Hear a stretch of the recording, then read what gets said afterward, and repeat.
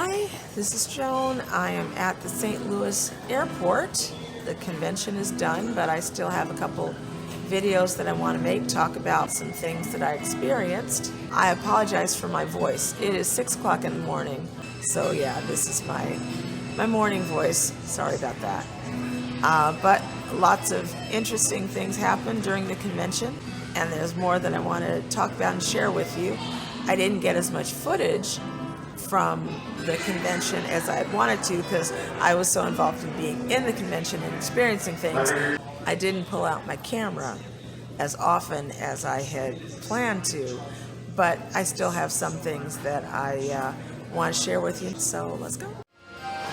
So the music department had one workshop session, and it was called Lights, Camera, Worship, talking about technology issues and media issues in music ministry and worship ministry. There were 3 panelists. One was our own Pastor Nissan Stewart, one was Brother Omari White, and one was the former Assistant Minister of Music for the PAW, Vaniel Charles Little III, who's well known to everybody in the National Choir, so it was nice to see Chuck doing a part of the session. There were a lot of topics that they talked about, including technology things in terms of media setup and camera use and so forth. That they mentioned that each music ministry, some churches, some ministries are larger and smaller than others. They have different budgets. So getting technology set up that matches your operation, your budget, the size of your church, the size of your music ministry, and so on, that's an important thing.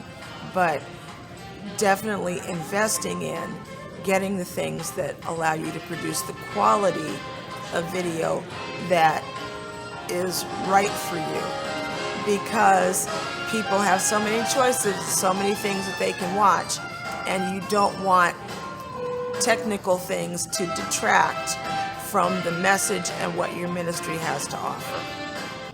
Another thing they talked about during the session was the use of stems.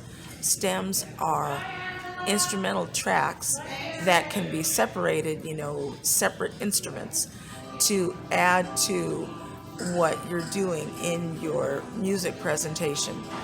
So for instance, if you have an organist and a drummer, and those are the only musicians you've got, you can add a keyboard stem, a guitar stem, a bass stem to fill out your musical accompaniment if you choose to use those.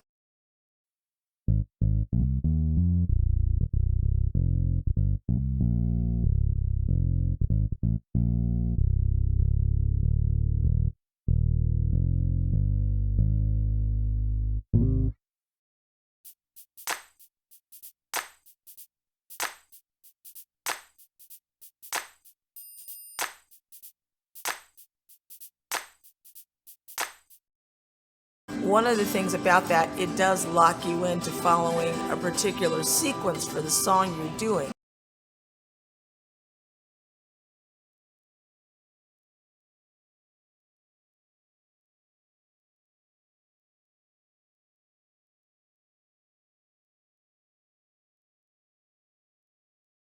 So that can be a trade-off, but some people find that to be really worthwhile using the stems. There are websites like Loop Community and Multitracks where you can get stems that you can use as part of your music ministry. I'm going to put links to those in the description. Another topic that was discussed, which becomes very important now that we're all streaming our services, broadcasting our services, is questions of copyright.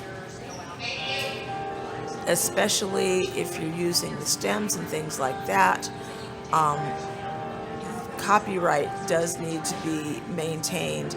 There are licensing agencies like CCLI, I'll also put a link to that, where you can get licensing so that you're using those things legally and you don't get your videos taken down by YouTube, taken down by Facebook, or wherever you're broadcasting. They said that the copyright over master recordings is being more strongly enforced than the copyright for songwriter royalties. And I may get into what the differences of those are.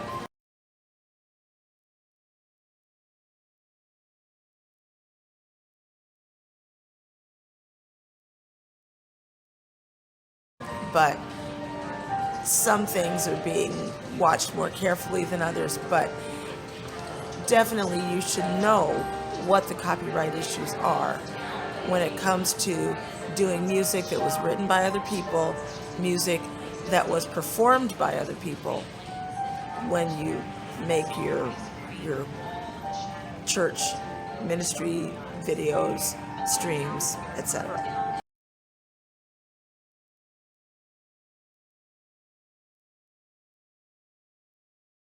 The other thing I'm going to talk about in this video that I had some very interesting experiences with during this convention is how the logistics of the room that you perform in can affect your music performance.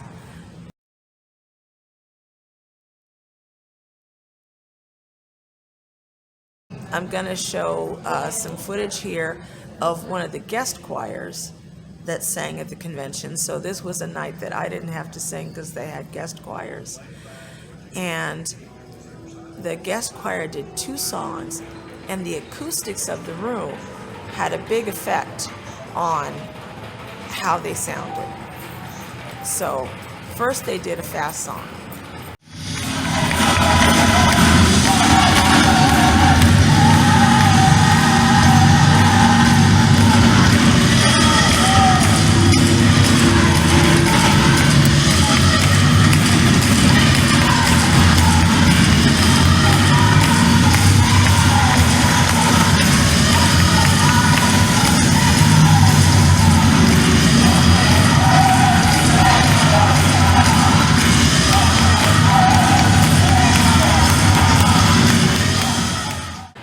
Now, what I noticed with that really fast toe tapper type of song was being in such a big room where there was a lot of echo.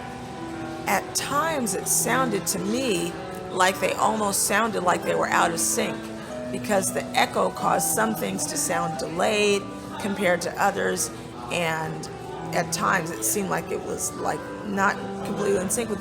They were actually in sync with each other. Everything up on the stage sounded, I'm sure to them sounded fine, but from where I was sitting in the back. Things were hitting me at different times, and that was partly because the room was so large and it had bare walls, bare floors, no carpeting, so there was a lot of echo going on, and it really affected how the song sounded. The other one that they did after that was a slow song.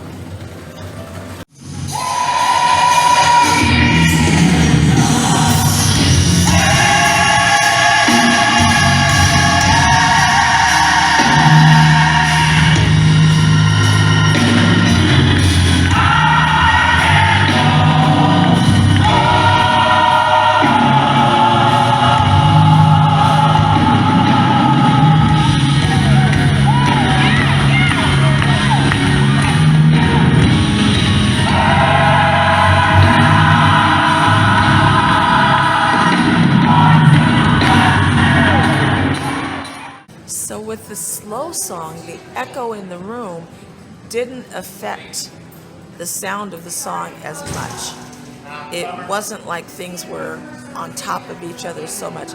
So I felt like I learned something from that in a room where there's going to be a lot of echo, you might choose not to do a really fast toe tapper type of song. Your slow songs and moderate tempo. When I was listening to moderate tempo music, also seemed to go fine. Just the really fast ones, there was an issue. So that was something that I learned. So So after this, there's one more video that I want to make about the convention, so there'll be 3 videos total. The next one is going to be talking about some stuff with song selection and the importance of song selection in choir directing and choir preparation, and also about some particular songs that we're going to be doing with state choir, so stay tuned for that.